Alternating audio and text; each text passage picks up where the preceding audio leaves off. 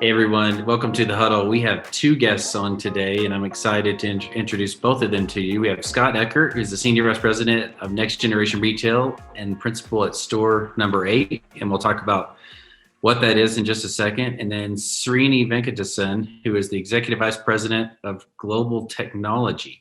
So both are working in technology and innovation and the customer space, and the list goes on and on. But now, Srini, thought maybe we'd start with you. You've got a global tech team. You chase the sun in terms of how you develop, you and your team, and how you work.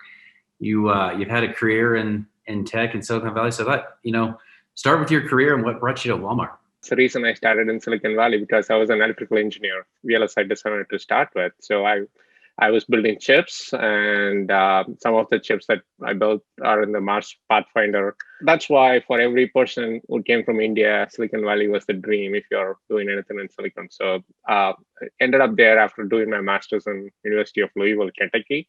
So started there, and then I realized that if I had to do a startup, I can't be in the Silicon space. So went into software and landed up with eBay. And the eBay was where the e-commerce 1.0, right? There were two commerce at that time. One was marketplace, the other was retail. It was divergent.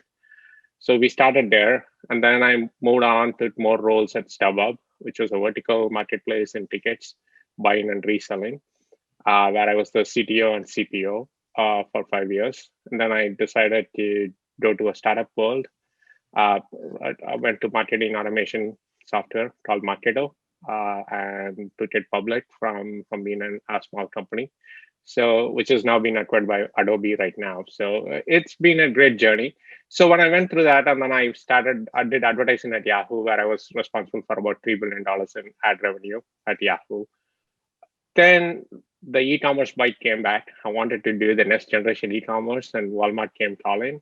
And I felt Walmart is the right place for e-commerce 3.0, which is marketplace, retail, plus omni. So that was the dream for which I came to Walmart, and it's been a dream ever since. That's great, and we're an interesting blend of a lot of things you've done in the background. We have an advertising business that's large and growing e-commerce business, and then we have our physical environments where we've got over 1.5 million associates who are now using the products you and your team build all day, every day, and it's making a real difference. So excited to have you in this position. We get to talk a lot, and glad to get to introduce you to more of our friends who are watching. Scott, maybe same question for you. You've had a long, interesting career, and I'd love to hear the same. What got you from where you started to where you are now? I could do the same trend that Srini talked about, the internet and a whole set of tech companies thereafter. I went to undergrad at Stanford, when it became a strategy consultant, then went to Harvard Business School, and then got the tech bug and joined Dell. This is back in the mid 90s. And I was an early internet entrepreneur. I built the Dell e-com business, which at the time was the world's largest e-com platform in the internet 1.0 days at least. But I was bitten by the entrepreneurial bug and actually left Dell and went out and became a CEO and started several companies in different businesses, mobile devices, robotics, consumer electronics, and went through the cycle of starting from scratch, building a team, raising venture capital, scaling up the business, and then ultimately selling it. And I found myself at the end of all that, after about 20 years as an entrepreneur, I was briefly in venture capital. And I still had the bug to be involved in lots of different entrepreneurial activities and help coach and guide entrepreneurs to go build businesses. And I found this opportunity at Walmart in store number 8, which is very much around encouraging a set of entrepreneurial investments for Walmart and helping to build new technology. So it felt like a little bit of being an entrepreneur. It felt like a little bit of being a venture capitalist, and all about Walmart and Walmart's customers. It all comes back together. And there's a story behind the name store number 8. Do you mind to share that really quickly? First, store number 8 is a name. It's actually not a store. Right. We borrowed the name from a store. So Walmart's 8th store was in Morrilton, Arkansas. And that was the source that Sam Walton used to test new ideas in the early days of Walmart. And so we've sort of borrowed that name as a brand. It's a it's a nod to the past and Walmart's innovation history, while we're, of course, being very focused on the future. That's right. So we have an entrepreneurial history, and we encourage people to think about how we perform and transform at the same time. But at times the jobs are big, and you have time to perform, and sometimes not every role and not every person and not every team has the time to try to transform the same. So hence the reason that store number 8 exists. And as it does today, the name obviously attached to the Innovation Center, but you and the team, look a few years out. You're thinking more like the 3, 5, or even 10-year timeframes, past what we're working on today, and a number of those things that have been built have been implemented. So maybe Srini, start back with you. Talk about a couple of things we've done in Store 8 that are now making their way into the mainstream. The two things that I graduated from Store 8, I would start with the in-home delivery. So in-home delivery was something that we did about for 2 years now, I think, and that's something that has graduated, and this is now part of the mainstream right now. And we are now delivering people's items to their fridge or to the pantry in their home. So that was one of the Store 8 areas. But the other one that recently graduated is what we call intelligent retail lab. This is all about computer vision. Computer vision is becoming more and more part of everything that we do right now. So that's something that has been incubated at Store 8. And we did that recent transition about like 3 months ago into the mainstream. And we're using it for asset protection right now. Right. So vision is the core technology, which came out of Intelligent Retail Lab. And Scott, you and the team have thought about a lot of ways to use vision, including using vision with augmented reality or virtual reality. How do you think that those technologies come together to shape retail shopping in the future, or even maybe a more near-term question, how do those technologies work to help associates perform in the near term? The power of computer vision, when you combine it with AI, is there's near-term applications for customers and associates, and then there's longer-term things like augmented reality. We're focusing right now. Srini was talking about shrink prevention, which is an important one. We're also focusing on detecting out of stocks and inventory levels and freshness of produce, which are all things that customers inherently want, and computer vision is a great way to go test that. We're also working on how do you get computer vision with associates to help them do first-time pick accuracy, for instance, to help them identify when shelves are out of stock or misstocked and the wrong thing is in the wrong place and it needs to be adjusted.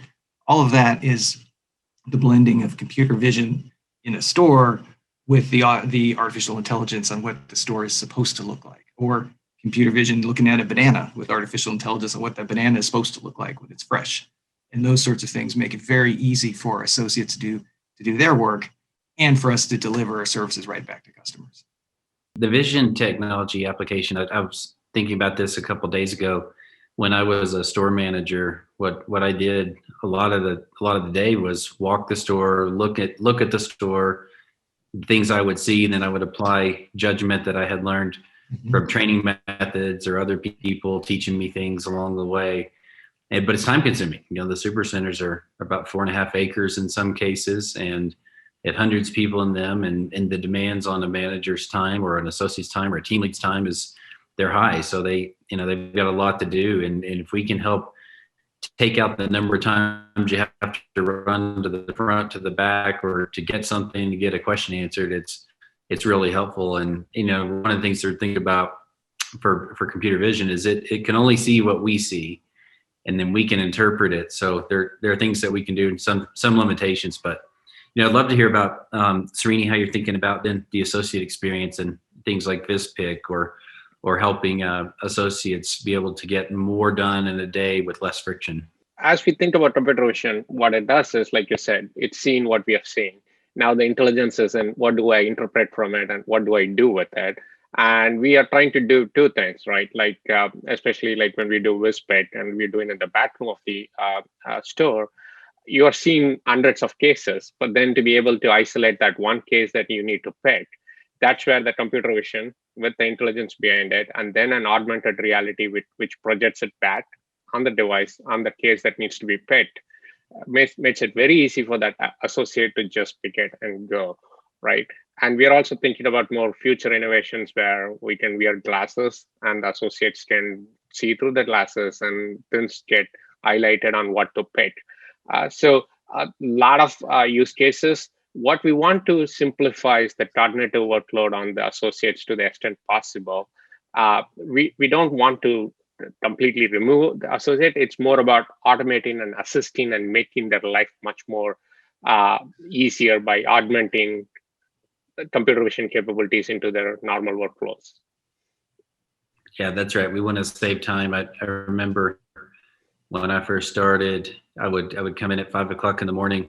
This is when I was in college, and coming in at 5 o'clock in the morning when you're in college isn't always the most fun thing because you're up late studying or whatever else. But come in at 5, take a piece of paper, make a list of what was low or empty, then go to the back and try to find it. And then we moved obviously to scanning, but scanning still requires you to scan each and every box, and sometimes the labels don't work. So we're just trying to take all those processes and simplify them so that the real value add is you're able to do more of what's really enjoyable, which is keep inventory in stock for customers or pickers or order dispensers. Scott, so talk about the team and the way you're structured. And if I'm an associate somewhere in the company and I wanted to learn more about store number 8, what should I be thinking about? Yeah, so we have a relatively small central team, and what we do is we focus externally, identify tech trends, market trends, see what's coming and where Walmart should invest. The idea is that we look around corners and go after opportunities with an uncertain outcome, but a big potential if the idea works. And then it needs to be developed, tested, iterated before we hand it over to colleagues like Srini. So we then, once we identify the idea, we build a startup focused on that idea, and it runs fast right next to Walmart developing their tech. And we get it to where we've proved it, de-risked it, iterated to a final product, and merge it into Walmart. So there's all sorts of opportunities for associates, from strategy and understanding the market and the technology, all the way to getting into what feels like a startup, although it's obviously inside Walmart, in the early days of something new and building new technology. So we have associates from all over the company that are in various projects. We have 8 different projects within store number 8 right now that are all running simultaneously. And they're exploring lots of different core foundational technologies that will make a big difference for Walmart in the future. So when people want to know, are we innovative and can we operate like and think like a startup? Well, of course, the answer is yes, be confident, yes, because we do run startups inside Walmart, and we have people who have started startups and move them on to scale. And as they begin to scale, they move to Srini and team. Last thing, Srini, technology. It can be intimidating. It's complex, a lot to think through.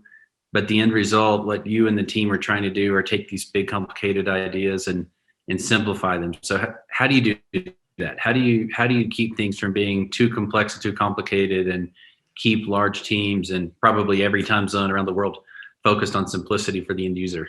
It starts with the customer, John, right? So we need to really, whether it's an associate or customer, we need to understand what they really want. Sometimes one of the things that I've been learning over the years is sometimes people start to do technology for sake of technology. You need to first refine to technologies for enabling business, right? I think that's the core motto that we try to strive in our teams, right? So when that happens, and then you think about the customer, now we look at it from a customer pain point perspective, and we collaborate with our product partners to do a great job at it. Once we get there, I think what we also try to do is we try to identify products which are completely reusable and completely modular and thinking, so that we try not to create things which are very monolithic and do one thing or do a lot of things together. So we break it down into components, and then we try to make sure that we orchestrate it in a nice way so that we have functionality. I always call it, break it down to the physical level of what somebody is doing and try to then say, what can technology do for you, right? And then you can help them to assist, inform, or automate depending on the needs. And that's the other right thing that you have to do is you cannot expect, the analogy I use is, you don't want to give a pilot an autopilot in a plane, but take away all the display controls. That's making them trust too much. You still have to show them all the info, but then you take the chore out of it, cognitive workload out of it, but they're able to engage anytime. So those are the core principles that we do, and we try to build software as a service. So if we can do all that together, what happens is once it's modular, once it's broken down, we can do it over the multiple time zones. It becomes very easy for us to build this separately, and multiple teams can go at speed in parallel. And last but not the least, we've always talked about it, John, it's the science and the math, right? Once you've built the execution engines, then you want to make sure that the math and the artificial intelligence is making sure it's really thinking end to end. Walmart over the years, we have gotten very good at local optimizations. But now as we think into the next generation, we have to think about the end-to-end optimization. And how does math help us from end to end? So we are spending a lot more thinking on the data science and the math to make it happen. So breaking down into components, serving the needs properly, and then really having an end-to-end vision, which actually makes sure that everything works seamlessly, are the ways that we are trying to push that into the next generation of Walmart. At the end of all of that, we have great tools like Ask Sam and our people who are listening to the people who are using the product and using the work, and you never stop iterating. So Scott, as you step back and think about, you're looking a few years out, you're creating startups, you're innovating, it moves to Srini and team once we get into what we call alpha and beta testing, and we learn, and then we figure out how the best way we can scale these things. It's so important because it's such a large operation to be able to move things into. Now, Srini, your analogy on aviation is a good one. And one of the really important things a pilot always wants to know is airspeed, and you have to keep your momentum up. So Scott, you got to keep the momentum up, keep your airspeed up when it comes to looking for new ideas and new ideas to explore. And Srini, we got to keep our momentum up. This is a business that almost runs like a sports team. Momentum really matters, and when it's really good, it's a lot of fun. And if it slows down, it can become tougher. So we've got to keep looking way out and then managing the short term. But I just want to say, thank both of you for coming on, and thank you for what you're doing. Your teams are making a difference in both innovation and scaling. Thanks a lot. Thanks, John. Thank you, John.